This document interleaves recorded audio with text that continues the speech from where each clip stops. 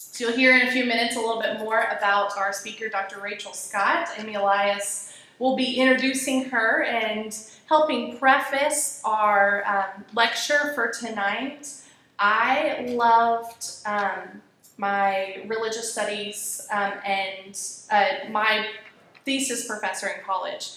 Her speciality was in Buddhism, so I'm very much looking forward to hearing a new take and getting to learn from a scholar who's right in our backyard, and how wonderful that we have such wonderful, intelligent people right here in Knoxville. So as we get started, if you have missed any of the lectures or want to revisit them, share them with a friend, all of them are available on our YouTube page. You just search Church Street UMC and you can find each lecture. You can also find our worship. So I hope if you join us during the lecture, you might also join us on a Sunday morning for worship. As we gather for this time of learning and education, let us go to the Lord in prayer. Gracious and loving God, you have gifted us with minds to think and with the ability to reason and seek to understand you. Lord, as we gather in this time of learning and education, may our ears and minds be open to hear different perspectives. May we see your light shine through in many different ways and seek to approach new cultures and ideas with understanding and with questions, so that we might learn more, and in learning more about others, learn more about ourselves. We ask for you to be present with us both here in person and through the wonders of technology across the Zoom-verse, so that as we gather together each day and as we go about in our lives, that you might be present in your Son's name, Jesus Christ. Amen. Dr. Elias.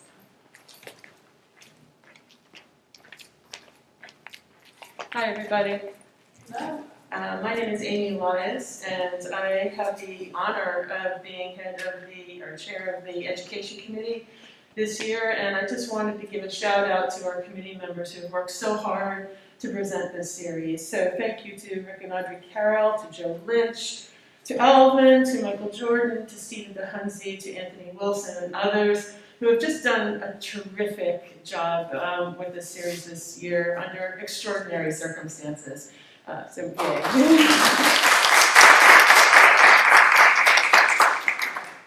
It's my pleasure tonight to introduce my colleague, Rachelle Scott, who's an associate professor of religious studies at the University of Tennessee, Knoxville. She received her PhD in religion from Northwestern University, and she studies the history of Theravada Buddhism in South and Southeast Asia, with an emphasis on contemporary Buddhism in Thailand. I forgot how to breathe through a mask, you'll have to bear with me. She served as the co-editor of the journal She serves as the co-editor of the journal Fieldwork in Religion, and as the author of numerous scholarly articles and paper presentations. Her first book was titled Nirvana for Sale: Buddhism, Wealth, and Dhammakaya Temple, the Dhammakaya Temple, and examined contemporary debates over monastic and lay wealth in Thailand. Her second book, in progress, is tentatively titled Gifts of Beauty and Blessings of Wealth, Religion, Gender, and Prosperity in Thailand. Her current research focuses on stories of powerful female ascetics and spirits, the impact of new media on religious authority and community, and the role of the Buddhist Sangha in global Buddhism. Her talk this evening is titled Buddhism Beyond Meditation Cushion, Buddhist Action in the 20th and 21st Centuries, and will show how monastic and lay Buddhists participate in social and political activism as acts of Buddhist piety. Would you join me in welcoming Rachelle Scott? Thank you so much, Amy, for that lovely introduction. Thank you to the organizers of this lecture series, and thank you to all of you who are here with me in person and virtually to learn a little bit about Buddhist activism in the 20th and 21st centuries. So usually when I'm beginning a semester and my class is focused exclusively on Buddhism, I ask my students, after I go through the syllabus and they're all bored, to think of three things that come to mind when they think about Buddhism. Right? And more often than not, sometimes I'm surprised, but more often than not, they'll say the Buddha, a monk, and meditation. And there are two reasons why those come up more than any other things. The first has to do with the fact that the vast majority of my students are from Tennessee, right, the South, which means that they, and once again, this is the vast majority, there are exceptions, the vast majority were not raised in Buddhist families, in Buddhist cultures, and so their impression of what Buddhism is, right, has a lot to do with how Buddhism entered into this country. Right? When you go to a Buddhist temple, when I lived in Chicago, I went to the Southside Buddhist temple quite often. I was always struck by the fact that the convert community tended to always be in the meditation hall, and the non-convert, the so-called ethnic community of first, second, third generation Buddhists were in the kitchen cooking. Right? And that was certainly my experience when I lived in Thailand. So part of that impression of what is a good Buddhist and what Buddhist practice is all about, right, is for my students informed by the fact that they come from a very different cultural religious background. Right? But the second reason why those come up frequently is that there's good historical reasons for the Buddha, a monk, and meditation to come up. So it's not that these ideas are divorced from the history of the tradition. They actually very much are at the forefront of the beginning of the tradition. So I thought that before I talked about some examples of Buddhist activism in the 20th and 21st century, I would provide just a little bit of historical context to think about, from a historical perspective, right, what is an ideal Buddhist? Right? And what is this tradition about? Right? So usually when I'm, once again, in a classroom, I begin with making the statement that there was a historical founder to this tradition. Right? His name was Siddhartha Gautama, that's the Sanskrit version, or Siddhartha Gautama, the Pali version. We know that he lived sometime between the 6th and the 4th century BCE. As with most things in ancient India, unfortunately, we do not have precise dates, right? We usually have a range of dates, but sometime within that period of time. He lived in northern India. He was born actually in what is now present-day Nepal, so that kind of orients you in terms of where he lived and where he influenced. He was born into the Kshatriya Varna, the Kshatriya caste, which means that, according to tradition, his father was a political leader. He would have been well-schooled in the Vedas, the ancient texts that were quite popular at that time because he was a member of that Varna. And we know he was a renouncer, right? He was a samana. And that's really, really important because that was not the dominant tradition that existed at the time that he did. Right? At the time that he began his dharmic teachings, right, his teachings about the truth, the vast majority of people who lived in that region of India belonged to Vedic Brahmanism. And this was a tradition that was ritually oriented, right? If you read these really ancient Vedic texts, they're all about the ritual. They're all about how to perform the ritual correctly, right? The belief was that if you didn't place one stone next to the next stone, next to the next stone in perfect placement, that the ritual wouldn't work, right? So that ritual knowledge was really important. There were certain things that needed to be chanted during that ritual, right? So the people who knew how to perform the sacrifices, the people who knew how to chant, right, the necessary things in order for the gods to hear and for blessings to be received were really important. Right? And those people were called Brahmins. Right? So one thing that my students always note when they start to read some of the earliest Buddhist texts is that there are a lot of criticisms of Brahmins in them. Right? Because once again, that's the dominant tradition at the time of the Buddha, right? But it was a tradition that really placed value on ritual knowledge and on receiving blessings in this life. Right? Text after text after text says, God's come to me and I will receive abundant wealth and health and many, many sons. So you have someone like the Buddha, right, raised within that culture, right, who comes to this and questions it and says, perhaps there's more to life than that. When the Buddha and other samanas, other renouncers, looked out at the world, what the Buddha saw was an awful lot of suffering.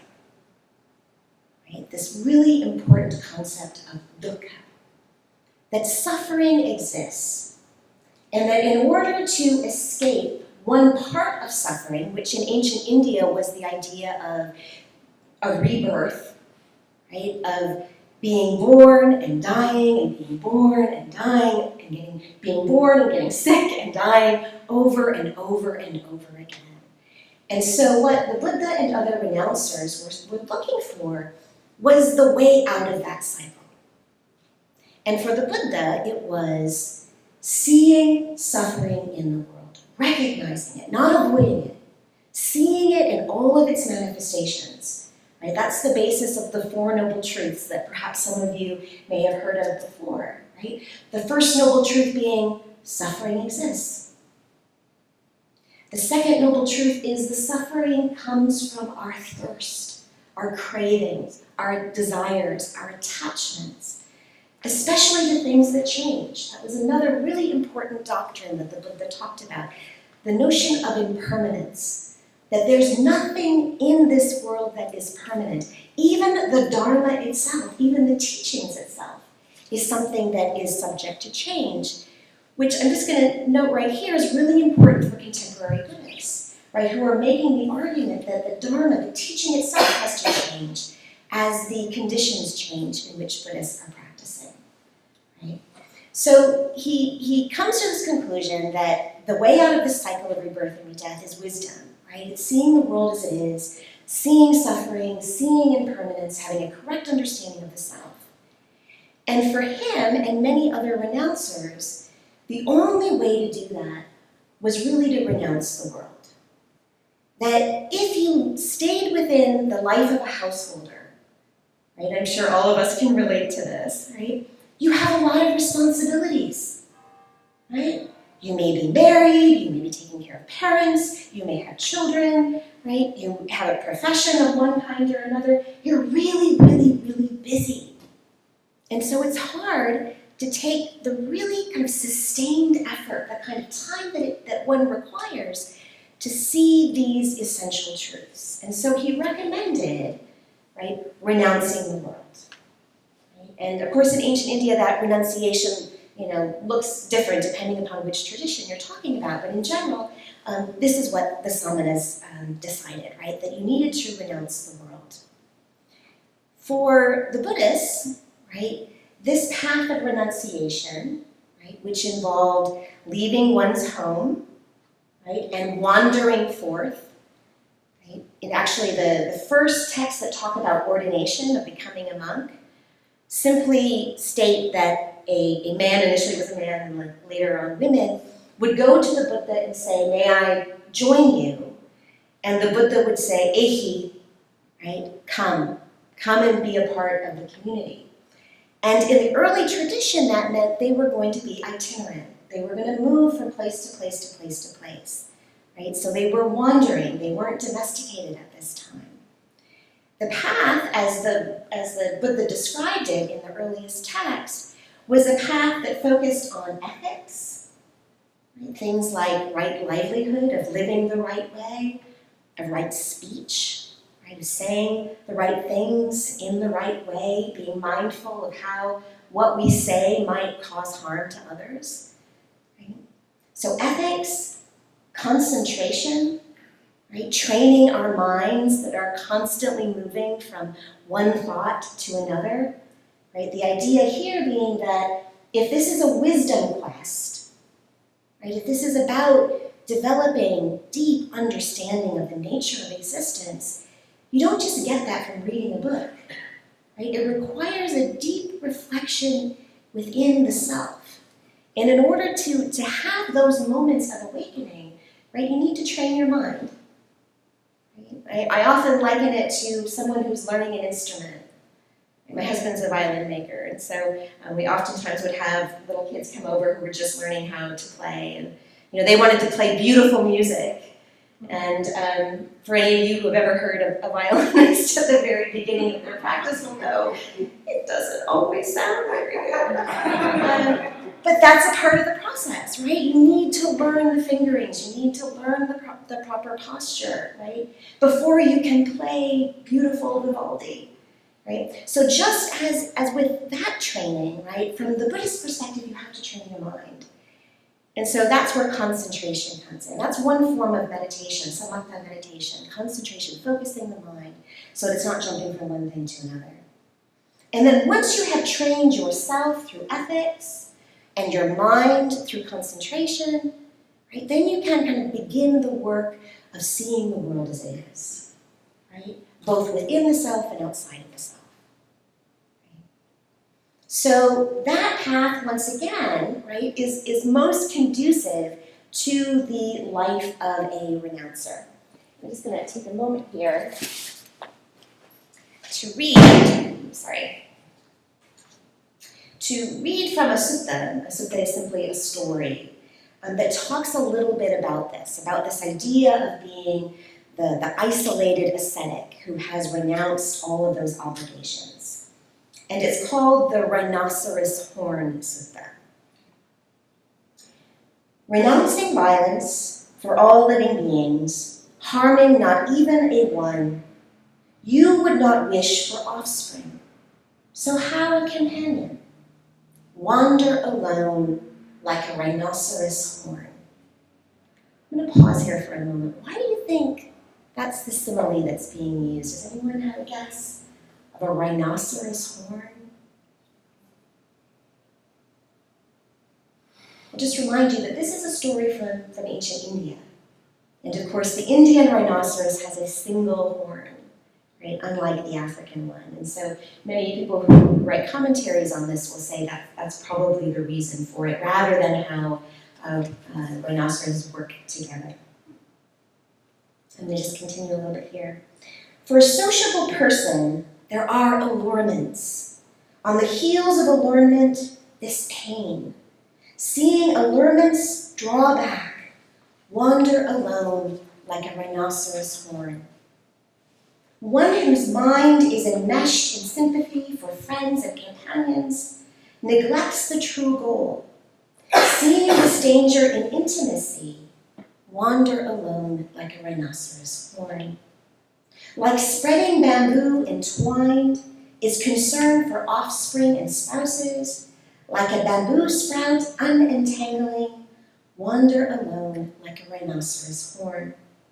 As a deer in the wilds unfettered, goes for forage wherever it wants, the wise person, valuing freedom, wanders alone like a rhinoceros horn. Right? And it continues, right, with the simile. But I think you get the idea, right, that within this text, the ideal Buddhist is eliminating attachments. You begin that elimination by physically separating yourself from your family and from your society, and you continue to separate yourself in your mind, perhaps your heart. There's lots of different commentaries on that, in order, right, to reach a state in which suffering does not exist. So once again, if we go back to this idea of the ideal Buddhist as a Buddhist monk, a renouncer, right, who's living in the forest, right, apart from society, that's where that idea comes from, right? There's real historical, textual reasons for that. But the tradition, like all religious traditions, doesn't stay like that, right? Over the course of the next 2,500 years, you're going to see Buddhist communities develop. You're going to see the domestication, the settling of monastic communities in India, in Sri Lanka, Southeast Asia, later on in what we would now refer to as Tibet, Nepal, China, Japan, right? Korea, North America, right? All around the world, right? And as it would move from place to place, it was going to change. And one of the significant changes that historians note early on is that it's going to go from this itinerant tradition of moving from place to place to place with no connections to having monks settled within communities. And it was really important historically for that to happen because there were samana movements, renouncer movements, during the time of the Buddha that remained itinerant and they died out. Right? The Buddhist tradition now, right, is the fourth largest religion in the world. Right? So it's perhaps a good thing, right, that it decided, for some monks, not for all, to kind of stay within one place. And so within a couple of hundred years after the death of the Buddha, you get references to two different types of monks. Okay? The Gamavasi monk. Vasi means dwelling, and Gamma means village. Right? So monks that stay within community, monks that stay engaged within a community. Right? Monks who offer Dharma teachings, right, to people who come to them and ask them questions. Monks who train other monks. Monks who perform important rituals, right? Funerals, conduct funerals, for example, or chant parita for protection, right? These are really important things that monks today in places like Thailand, where I do my research, are still doing that, right? And they're still very much connected to that community. But in addition to those kind of settled monks, the Gamavasi monks, you have the Aranyavasi monks. Once again, Vasi means to dwell, and Aranya means forest. So there were still going to be some monks who embraced that ideal of being completely separate from society, right? Not performing those rituals, right? Not performing those kind of daily Dharma talks with people who would come to them. They wanted to kind of live as the rhinoceros horn, right? Historically, there have always been more Gamavasi than Aranyavasi monks. Even though the tradition began really with a focus more on the Aranyavasi life. Having said that, within Buddhist communities, like the communities that I study, the Aranyavasi monks have always been considered a higher ideal. Because it's a more difficult life. So even though there are fewer of them, right, still that ideal of a monk who perfects himself separate from society was something that for generations and generations and generations was lauded as that's what a good Buddhist does. That's the ideal Buddhist. But that begins to change, right? We begin to note, at least in the text that we have access to, in the 19th century, there are some Buddhist monks who start to get involved in the independence movement in places like India, Sri Lanka, Burma, who come to the conclusion that perhaps being a good Buddhist monk means engagement, not withdrawal from society. And this really comes to a head in the 1960s. Some of you may know of the famous Zen Vietnamese monk Thich Nhat Hanh, a very prolific writer. Many people will know of him and his teachings. He coined the term in the 1960s, engaged Buddhism, during the Vietnam War. Because he and many of his fellow monks protested what was happening in Vietnam. They weren't championing the North or the South. They were very upset at the suffering that they saw on all sides. Right? And he made the argument that being a good Buddhist means engaging in the world.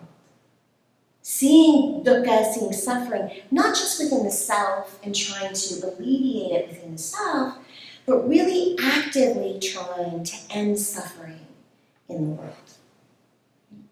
And as I thought about other examples of engaged Buddhists, right, I'm sure that all of you are familiar with His Holiness the 14th Dalai Lama in Zintiatso, who is by far the most recognizable Buddhist in the world, and probably arguably the most recognized, socially engaged Buddhist in the world.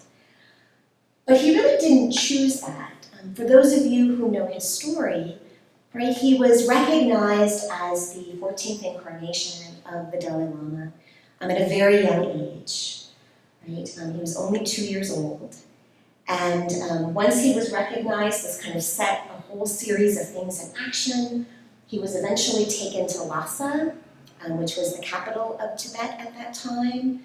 At that time, the Dalai Lama was not only being schooled to be the head of a particular monastic lineage, he also was the head of state. So he had both political power as well as religious power. But that all changed in 1959 with the invasion of the Chinese government into Tibet. And for those of you who know the story, right, this began a really horrific period of time in which monks were forced to derobe or be killed. Right? Some were imprisoned. Monasteries were destroyed. Beautiful Buddhist images were melted down. Ancient Buddhist texts were burned. Right? It was all a part of the campaign to erase Buddhism from Tibet. And of course, within that context, right, the Dalai Lama and the people around him really feared for his safety. And so that is why he fled, right, in 1959 to northern India, to Dharamsala, where he is still located today. Right? So it was in that kind of exile experience, and he talks really openly about this, that really prior to that, he really didn't think about withdrawal from the world or engagement in the world, right? He was busy learning how to be a Dalai Lama, right? Which is a really rigorous thing. The amount of education that they have to undergo is really staggering, right? But he didn't think about it. But that experience of being an exile, of having to don the clothes of a layperson and to travel into a foreign country, all the while thinking about his people that he was leaving behind. Right? It was really a gut-wrenching experience for him. But it was in that moment, right, where he says that compassion arose within him. Right? Compassion is one of the great Buddhist virtues. Compassion arose within him and made him think about how he could use his position to bring awareness to the world of what was happening in Tibet, right? And so since that time, right, since 1959, and he's still doing this a little bit today, so he's kind of gone into retirement, but he's still doing this today, he is going out and giving lectures and talking about the plight of the Tibetan people, right? But over time, he's extended this to others as well. So if you ever have the chance to hear him speak, he frequently goes to Emory University because they have a Tibetan studies program there. So if you ever have the opportunity to hear him speak, I would be surprised if he didn't talk about some place in the world where there is suffering. Right? Not just Tibet. Right? That it's important, once again, from a Buddhist perspective, to recognize suffering as it manifests, in all of the ways that it manifests. Right? So it wasn't surprising to me, following kind of the emergence of the Black Lives Matter movement, that the Dalai Lama chimed in on that as well. Right? And I'm going to talk just a little bit about that at the end of my talk today. But it's important to kind of think about this kind of extension of thinking about suffering, not only within the self, but for others as well. Another example of not a socially engaged person, but a socially engaged movement is found in Sri Lanka. Back in 1957, A.T. Ariyaratne, who was a high school teacher, right, decided to take his class of young high school students out to the village. He wanted them to see how other people were living. He lived in Colombo, which was a fairly kind of middle-class city at the time, right? So most of the students, if they're at the University of or at that particular school, would be fairly well off. And so he wanted them to see the world, right, as it is. Once again, it's a very important Buddhist idea, right? This is a part of the wisdom tradition, is recognizing suffering in the world. And he did that, and he saw like this profound effect that it had on his students. And so he decided to create an organization, Sarvodaya Shramadana, that was Buddhist-inspired, because he is a Buddhist, that would kind of take students to the village to help. And one thing that's really interesting about this title for this movement is that he's playing with a couple of different important Buddhist ideas here. The first word, Sarvodaya, is a Sanskrit word that usually gets translated as well-being. It was a term that Mahatma Gandhi used all of the time, and it's really clear that Aryabhata was influenced by Gandhi, as was the Dalai Lama, right? They're all kind of a part of this conversation. But when he talked about Sarvodaya, he didn't just talk about it as well-being in terms of happiness. He talked about it in terms of buddhi, in terms of awakening. Right? And once again, the light going on in his students' eyes when they went to the village and they saw, right, this family doesn't even have a bathroom. Or this mother who's about to be a mother has no idea, right, of what is to come. Right? That no one is vaccinated against any of the diseases that were rampant in Sri Lanka at this time. So that's the awakening, the Sarvodaya that he's talking about. The second part of this is really, really important as well. Shramadana, which can be translated as the dana, right, or the giving of work, or the giving of effort. The concept of dana is really central in the Buddhist tradition. And if you were to go to Thailand and you were to interview a group of lay Buddhists, right, people who are not monks or nuns, and you were to ask them, what is a Buddhist practice that you do most frequently? They would say dana, giving, right? Oftentimes giving to monks on the alms round in the morning, right, getting up really, really early and cooking for them and giving them food, going to a Buddhist temple and getting robes or giving medicine, right? So that idea of giving is really, really central to lay practice. Not meditation historically, but giving.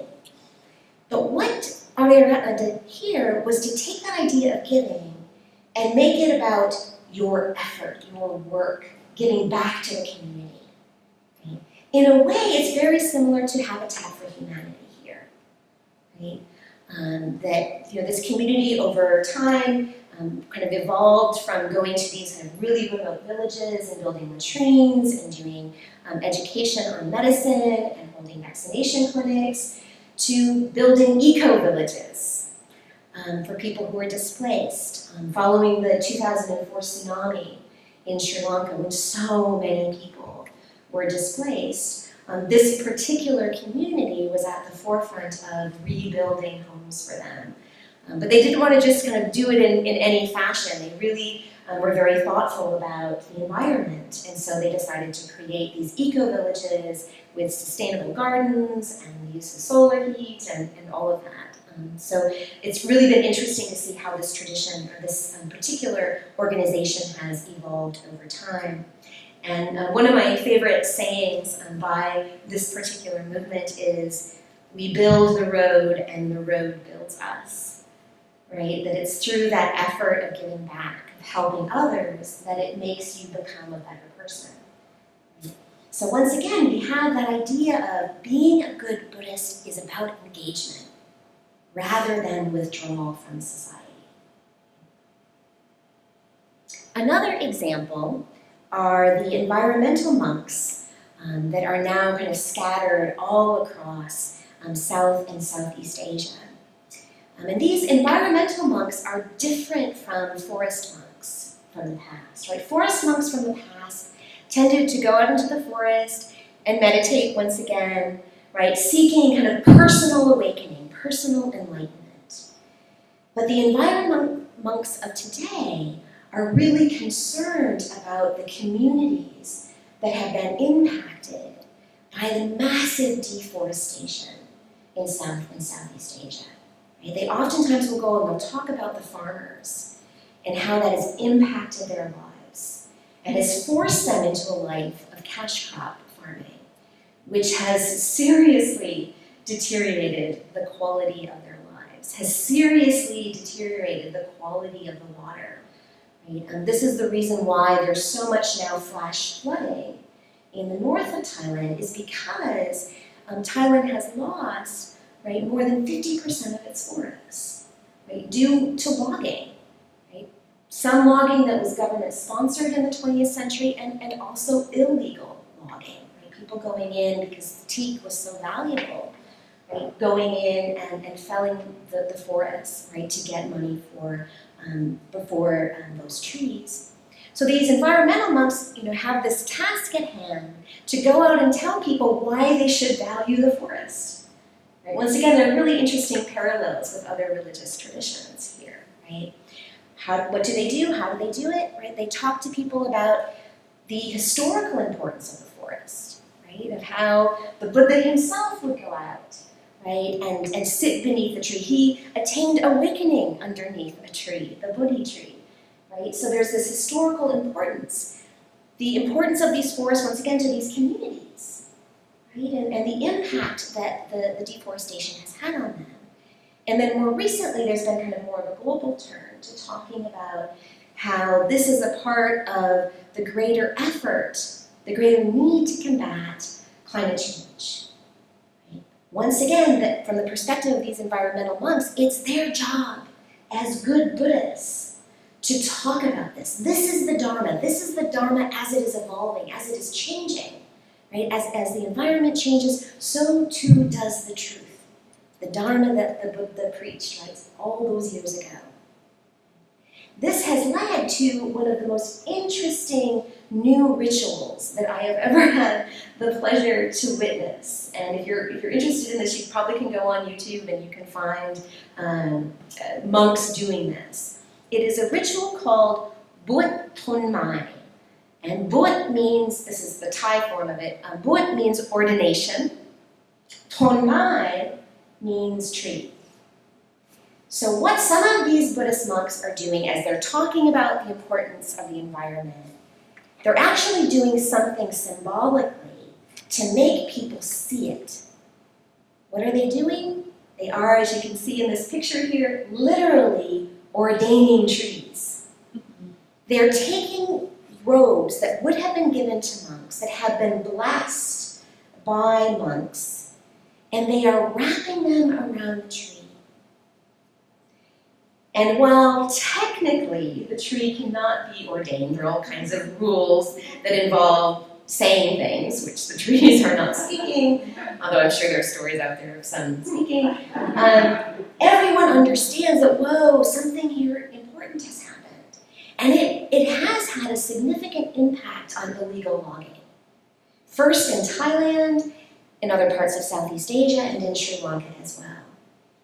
Because for those people who might be involved in cutting a tree down, the chances are they're probably Buddhist. And the idea, even if they know this is not an ordained person, it nevertheless is wearing the robe of a monk. And that robe symbolically serves as the Buddha in his absence.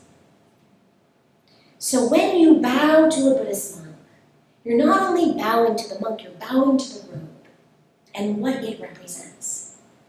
And so the idea of cutting through that, right, really has changed behavior. And that's why this particular practice really has become a very, very dominant one.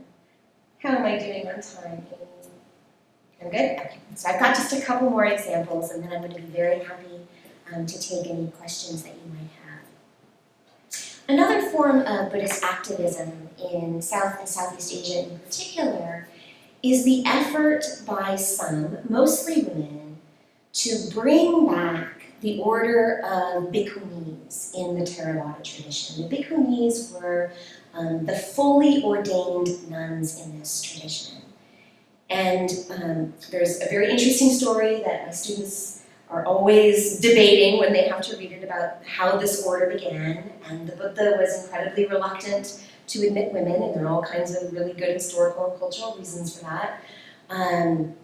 Nevertheless, an order of women was created, but that order of bhikkhunis, of nuns, was always inferior to that of the male sangha. And so over time, right, you begin to see that order dying out. So sometime around the 11th, 12th century CE, we see the number of bhikkhuni, of fully ordained nuns, just completely gone in the Theravada tradition. But that doesn't mean that women didn't want to renounce, right? Story upon story upon story upon story of women who still wanted to lead the life of a renouncer, even if they were not recognized as a fully ordained bhikkhuni. And so they would follow the 10 precepts of a layperson. I won't go into all of those, but it just means a life that's a little more difficult than ordinary lay life, right? Being an incredibly pious person. Many of them would shave their heads still, right, to kind of visually embody the life of a renouncer. They would don white robes rather than the saffron-colored robes, recognizing that they're kind of in this in-between status. But one very well-known Buddhist scholar, Chatuman Kabul Singh, decided in the early 2000s that she was going to commit herself. She was a university scholar in Bangkok, a scholar of Buddhism. Decided that she was going to commit herself to helping to bring back that order of fully ordained nuns. And so she went to Sri Lanka in a very controversial move and was ordained there and began this process. And so that's why you can see here in this photograph, right, she is wearing the saffron-colored robe, right? She is, from her perspective, a fully ordained bhikkhuni.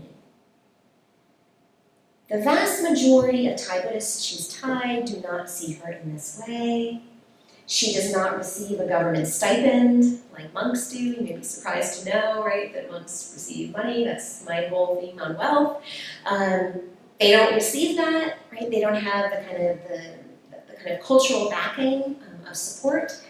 But nevertheless, these women are trying to do this. So this is another form of activism. And in this photograph, actually, something really interesting is happening here. She's giving rice to a child. And once again, if you spend any time in Thailand and you watch acts of giving, of interactions between lay people and monastics, lay people are giving to the monks. Monks don't give back, right? Monks give back teaching, right? Monks give back the ability for these people to get good karma, right? They don't give back material things. So she's really spearheading an idea here. She's giving a young child, which would be someone considered inferior to her, right, just because of age, let alone her monastic status, a bag of rice. This is during the emergence of the COVID-19 pandemic in Thailand, right, where, as all over the world, you all know this, right, poorer communities have become even poorer. And certainly in Thailand, this is true, right? And so what Bhikkhuni Dhammananda decided to do was to take all this extra rice that had been given to her temple and to give it back to the rural poor. So kind of spearheading yet again a new idea, right? The Dharma is evolving as the situation is evolving. Unfortunately, not all forms of activism may make us feel good. Sometimes there are forms of Buddhist activism that generate hatred and bigotry and violence in the world.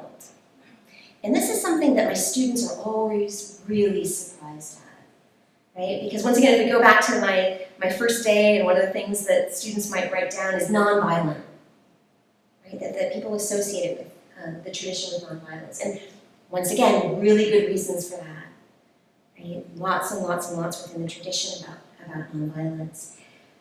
But Buddhists are human, right? And humans can fall into disagreements with others, can fall prey to bigotry and hatred of others, right? And so we see that in places like Myanmar, most recently, in Thailand, in Sri Lanka, where you have clashes between Buddhists and religious minorities. So in the case of Sri Lanka, right, there were a decades-long civil war between Buddhists and the Tamil Hindus that were there. In that context, you had some, not many, right, these are the exceptions, not the norm, some monks who said to be a good Buddhist means fighting for Buddhism. And that may mean violence. This is something that I've also seen in the south of Thailand, the 3 southernmost provinces that are predominantly ethnically Malay, and they're Muslim, right? And so there are kind of Muslim and Buddhist clashes there, right? As some very vocal religious nationalists, right, are making the claim that to be truly Thai means you have to be Buddhist. So you know, people who live in the 3 southernmost provinces, even though technically you are a citizen of Thailand, you're not really Thai because you're Muslim. And that kind of bigotry, of course, has fostered violence, right, in Thailand. Right? Over 5,000 people have died since 2000, and it's still ongoing. Some of you who kind of follow the news of this part of the world no doubt have heard about what's happening in Myanmar, right, the place formerly known as Burma, where you have genocide ongoing against the Rohingya Muslims, right, who are ethnically more related to kind of South Asians, Bangladeshis, right, that's why many of them have fled to Bangladesh, but who have lived in what is now present-day Myanmar for generations, right? They're born there, they're raised there, those are their communities. And yet some Buddhist monks, like the Venerable Varatu, who's pictured here on the cover of Time, right, have very controversially said, they don't belong here. They're aliens. They're not truly Burmese, right? They need to leave. And if they don't leave, then violence is justified. And so, once again, hundreds and hundreds, and we don't even know the numbers. It's really hard to get good data out of Burma, right?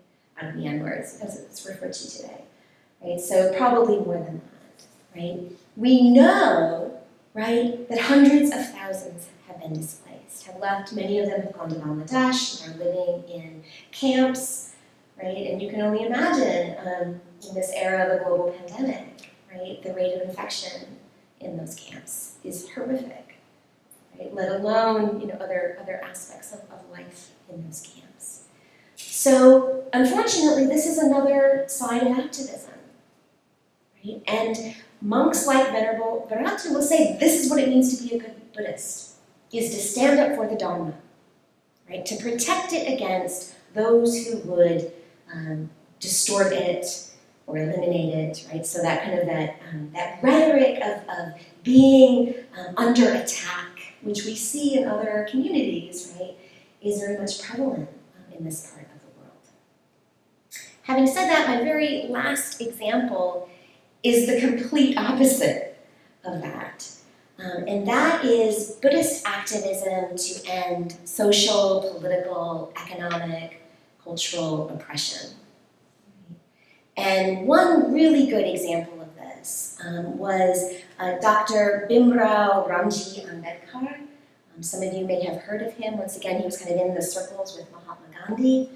Right? He was born into a low-caste family in India, and as many of you may know, caste is really important in India, and if you are of the lower caste, there are all kinds of discriminations that existed during this time, ones that were perfectly legal.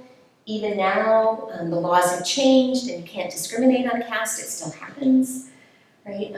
But when he lived back during this period of time in which India was fighting for its independence and he was involved in that, he decided to form a movement that would kind of bring Buddhism back to India and kind of champion the ideas, the early ideals of the tradition. He fostered the conversion of many, many low-caste Hindus, untouchables, Dalits, into the Buddhist tradition. So Buddhism is kind of alive and well in India today. That wasn't always the case, but in part it's due to Ambedkar and kind of bringing back the tradition for that reason. And the last example I want to use is something that I referenced before, is that here in America, a number of Buddhists have sought to find ways to think with Buddhist ideals and Buddhist practices as they engage in activities and support for movements like Black Lives Matter. Right? And one really good example of this was Pamela Ayot Lundhunde, who wrote a really, really interesting and complex article in Lion's Roar about being Buddhist and being a supporter of Black Lives Matter, and kind of thinking through the stories of Buddhists and thinking through this ideal that being a good Buddhist means kind of rejecting the world, right, and being outside of it and not being engaged and not caring, right? So I'm just going to read a little bit here of what she has to say in this article, and we'll end with her words because they're so beautiful. The Buddhist suttas, in my experience, are not taught in ways that emphasize the communal spiritual liberation that is implicit in the story of monks following the Buddha, from grove to grove, adding monastics and householders along the way. If the suttas, the stories, were taught so that African Americans could hear the story of that communal trek to spiritual freedom, they would speak to us in a way that is culturally relevant. For our survival, we need inspiration that reminds us we can only survive together, not through individual awakening alone. Fortunately, there is mythical material in the Buddhist suttas that offer us that inspiration. Let's continue to support daily meditation practice, loving kindness practices, and meditation retreats as a way of life. For an oppressed and invisibilized population, this contemplative and heart-centered way of life cultivates a remarkable relational resilience. A remarkable relational resilience I have learned from my study of African American lesbians in the insight meditation tradition. It helps us to understand how oppressed people persevere in the midst of ongoing, multi-layered assaults. Beautifully said, I think. I encourage you all to read that article in its entirety. So I'm going to end on that note and see if anyone has any questions. Go ahead. I have a question. Yes. When I was in Thailand, I saw, of course, some beautiful temples. But for the most part, I didn't see people in there doing any sort of rituals or anything. So do people normally go to the temples, or do they practice at home, or how does that work? Yeah, it's a really, really good question. Could you repeat the question? Yes. So the question is, what happens at Buddhist temples, right? In her experience, she went to Thailand and she didn't see so much activity happening there, right? It depends in part on when you go, right? If you go in the morning, right, when the monks are coming back from their alms rounds or people are at the temple cooking for them, right, there's a lot of activity in the early morning. In terms of actual rituals where you'll hear monks chanting, that tends to happen on the weekends now. It's hard to say if that's always been the case. I think part of that is a colonial legacy of kind of the idea of religious services being on Sunday. So if you were to go on a Sunday, that's when you would see a lot of that. If it was a particular holiday, you would see families, young children, adults, grandparents all coming together to make offerings to the monks. So it just depends in part on kind of the time of day, the calendar year, and also whether or not a particular temple is a part of kind of a tourist circuit or not. The ones that are a part of a tourist circuit tend to be a bit more somber, where you won't have monks kind of running around, just with a half robe on, for instance. Whereas if you go, I've been to a lot of temples, if you go, just to kind of an ordinary temple and you're doing interviewing, that's the kind of thing you might see. Great question. Just on that note, I was at a Buddhist temple in Seoul, in the Gangnam area of Seoul, in Gangnam Style, that's where they come from, but very wealthy, upscale area of Seoul, South Korea. And the people who were business people were in their suits. They looked like they could be in business here in the US, and they were going in and doing the prayers, and the place was packed. And it looked like people who were just on their lunch break or whatever coming in. So I was able to experience that, and they were very welcoming to us. Oh, that's really wonderful to hear. I would just add, as Amy alluded to, the book that I wrote, Nirvana for Sale, is a book in part that talks about another idea that most people don't think about when they think about Buddhism, which is these kind of acts of giving and acts of prayer can bring about good things like wealth.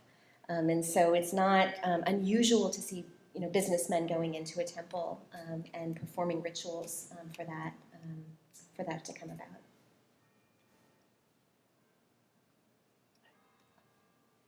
So for our audience, one of the things that struck me about your talk was the difference in different terminology. We might say grace versus works. And I wonder if you want to comment on that. The different traditions, such as the Christian tradition, has a similar kind of tension between the ascetic tradition and the activist tradition. And I was wondering if you'd like to comment on that. Yeah, sure.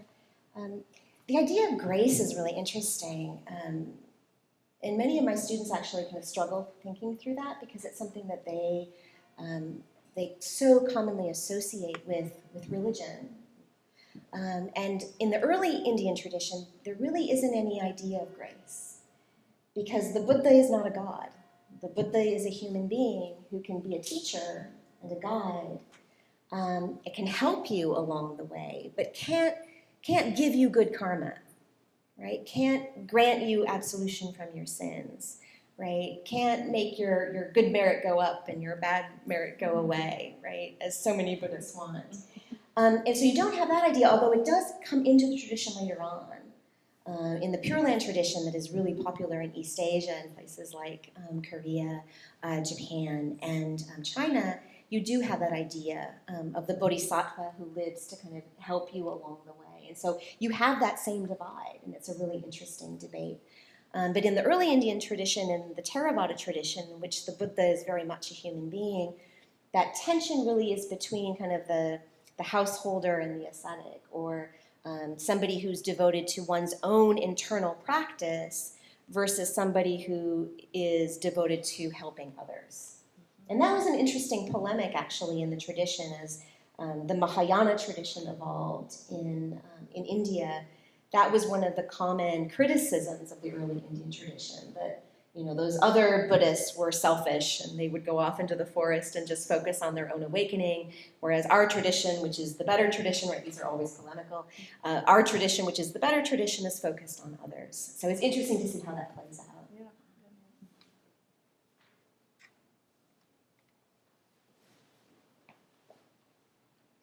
I'm sorry to have another travel-based question. No, it's great.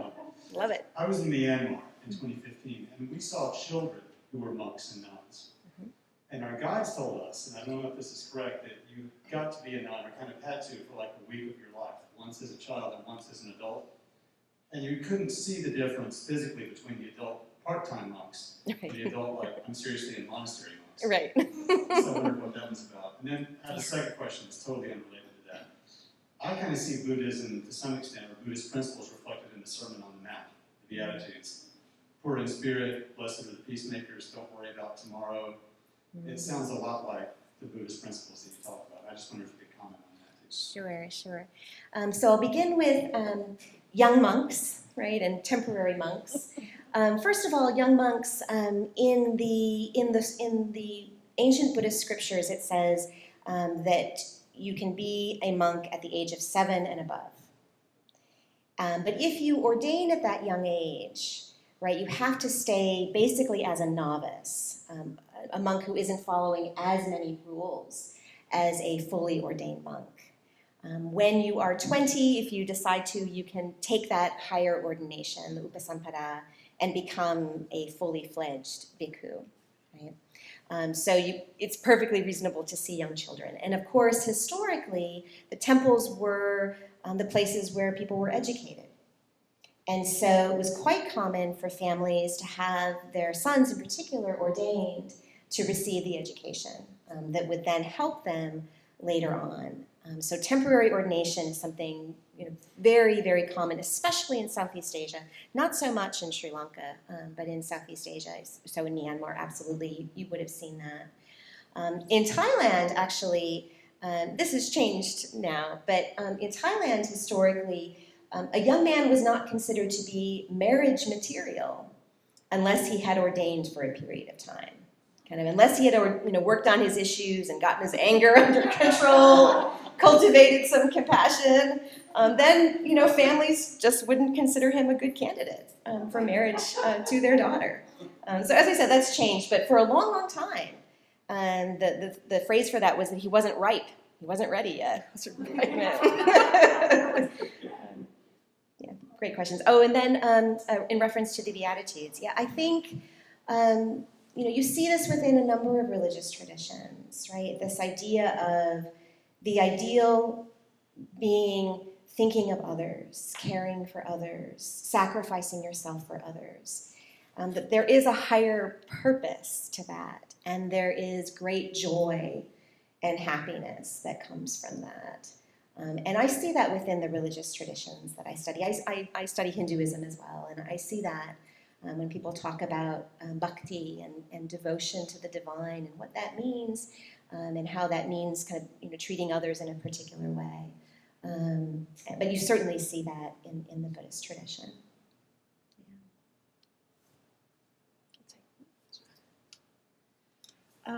You study pop culture a lot, and certainly it's true that in the U.S., Eastern religions can be easily commercialized, and as most things can. And I'm wondering, this activist tradition that you're identifying in Buddhism, how that's translated to the U.S., which sometimes recognizes the authenticity of a religion and sometimes does not. Oh, that's a really good question. The first thing that comes to mind is going back to the issue of the restoring of the Bhikkhuni order, that the vast majority of people who support what Bhikkhuni Dhammananda is doing live in the United States. So that's an issue that really resonates with a lot of Buddhists here in the United States, that idea of gender equality, which of course is something that we see in other religious traditions as well. It's not an issue that really resonates with women in South and Southeast Asia, so they're not getting the donations in that way. Certainly, the idea of peaceful resistance, right, is something that we saw during the civil rights era. We see many, many examples, of course, from the Christian tradition, but Buddhists were also involved in that. And we're using the ideals of the Buddhist tradition to advocate for peace, and that continues today. So those issues, I think, really resonate. And in terms of commercialization, it's commercialized in a different way in South and Southeast Asia. You don't have Buddha popcorn for sale like you do at Whole Foods. It's one of the things that my students in my contemporary Buddhism class are always really interested in seeing, like the labeling of things, and then what are all the ideas behind it, right? How can popcorn be made Buddhicized, if that's a word? And I say, what I need to say, which is, I have no idea. We have time for a last question, I think. What is your name? Oh, sure. My name is Rachel Scott. You're welcome. Rachel, can you end us with perhaps a comment on how the Christian traditions and the Buddhist traditions might work together in this activist vein. Yeah. Going back to Thich Nhat Hanh, the Zen Vietnamese monk who coined the term engaged Buddhism, he wrote a beautiful book called Living Buddha, Living Christ, in which he talks about, once again, this idea of thinking about suffering, not just in terms of yourself, but the suffering of others. And he really saw that as a theme within both traditions. And it's really, really interesting. The Gospels that he used actually in that book were primarily Gnostic Gospels. So he did receive a bit of criticism for that from some within the community, but I thought it was really beautifully written from a Buddhist perspective of trying to find ways of interesting intersections. Another book that I use, not Christian and Buddhist, but Jewish and Buddhist, by Sylvia Borstein, she talks about how becoming a practicing Buddhist has actually made her a more faithful Jew, because it has made her think about religion in a different way. It's made her think about the importance of the moment of pausing, of thinking deeply, of seeing where ideas come from and where they go. And that then helps her within her own practice. It's enriched her prayer, is how she talks about it. So Christians will use those same kinds of words to talk about it in that way as well. Would you join me in thanking Rachelle for the